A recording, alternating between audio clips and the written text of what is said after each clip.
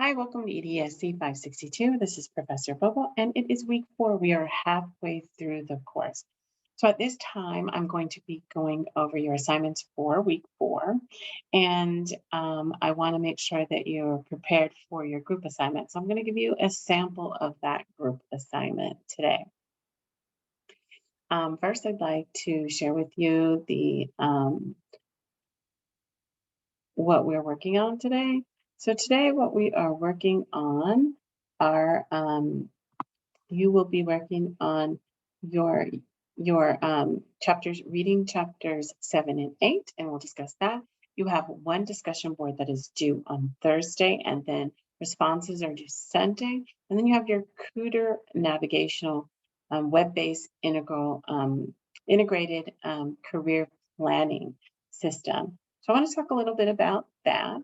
I have the website up. I want to be able to share that with you.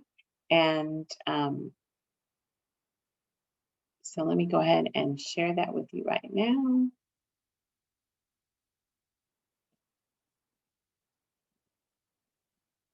The website, just one second.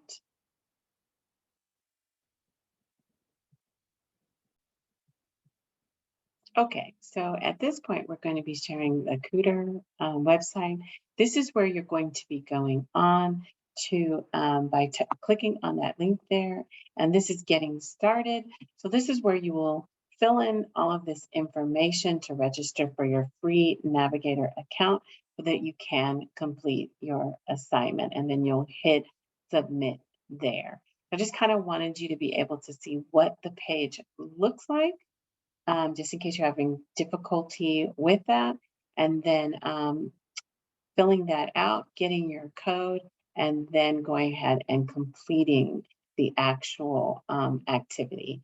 So this is an activity that comes directly from the textbook, allows you to get familiar with this particular web-based career curriculum, and some people in some schools are using this particular curriculum. That's something I want you to keep in mind for your work. That should help you to get through your assignment and be able to write your narrative essay on Cooter. This week, we're focusing on chapters 7 and 8. 7 talks about the use of technology, the importance of technology, and the do's and the don'ts with technology. Obviously, we have been living through COVID with all of this technology, so most of us are getting better and better with it, but it has its drawbacks. I mean, the system goes down, it doesn't necessarily work for everyone. We've seen many of our students falling behind because they're not able to access it. So it goes the same as we're focusing on and narrowing in on a specific subject. That specific subject area is career development. And as we come across many different clients, will see that they have better skills.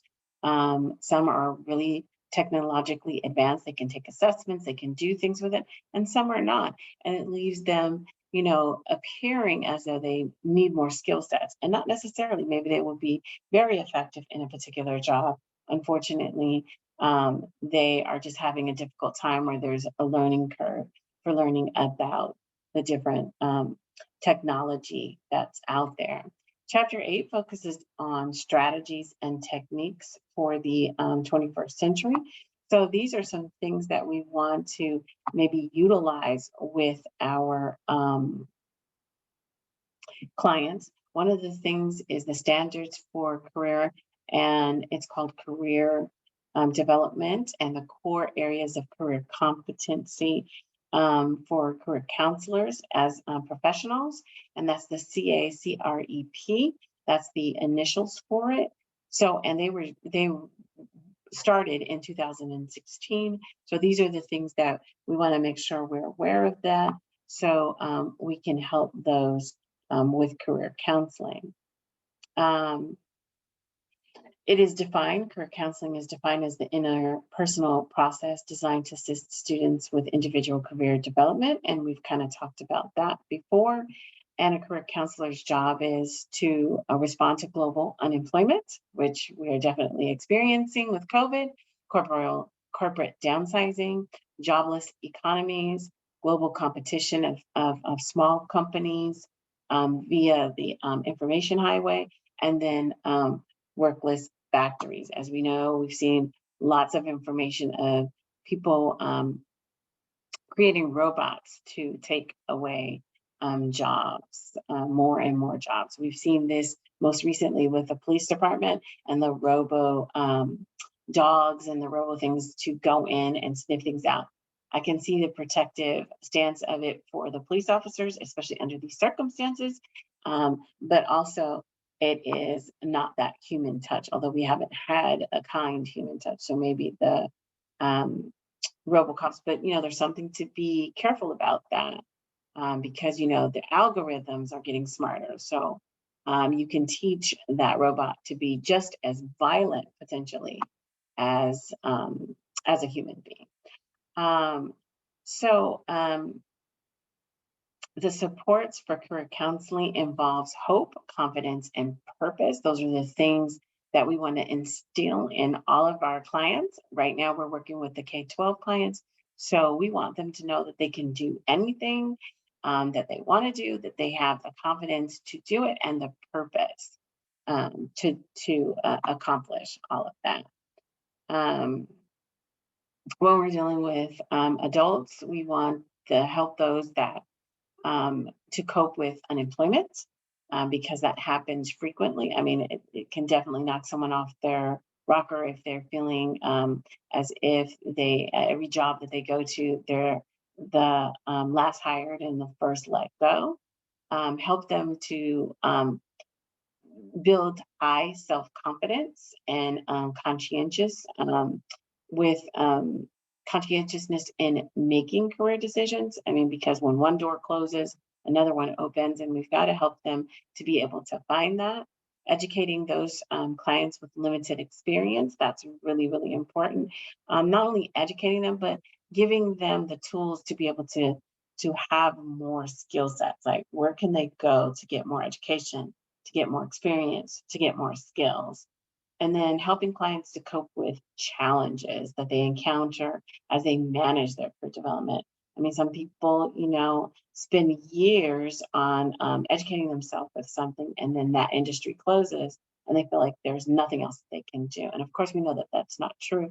And that's our job, to make sure that we help our clients feel like that it is not hopeless.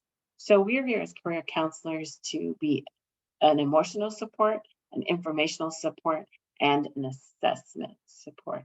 And so those are the key terms and the key concepts from chapters 7 and 8. And now what I'd like to do is kind of go into a sample for a group presentation from a previous class so that you get an idea of how that assignment should be structured. By now, you guys are working on that assignment together, and I'm hoping that you'll be able to see that.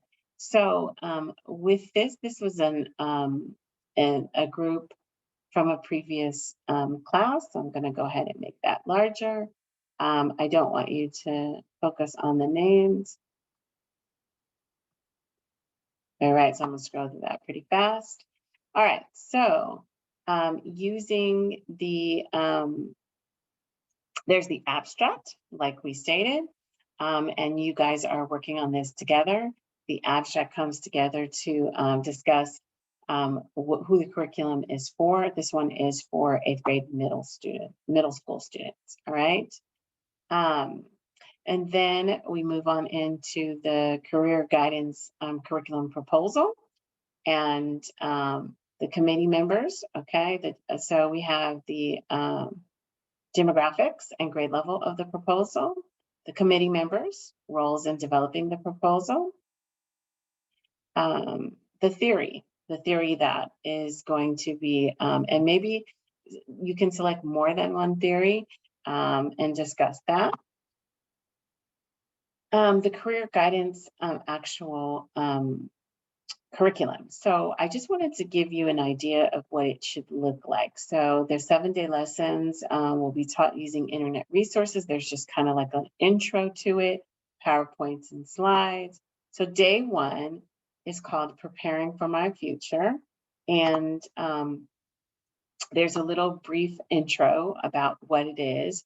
And then there's the lesson plan and the video. So again, I don't want just lesson plan video day 1, okay? I want a little bit more about it, okay? Since it's a continuation, and notice the citations because this is coming directly from California Career Resources. Here's the handout and the Spanish handout. So students will give a worksheet to complete on day 2. These links must work, as you can see. Day 3 is transitioning to high school. Here's a little blurb about what they're going to be doing, and then the lesson plan and the video. So as we continue, I just wanted you to see an example of how it should all be written. Of course, there's a resource page at the end, a personal reflection. The resource page would highlight all of the resources that were used, the reference page, and for this particular assignment. And you guys would work together on that by dividing that together. All right, so that is what entails week 4, and we're halfway through the course. Thank you.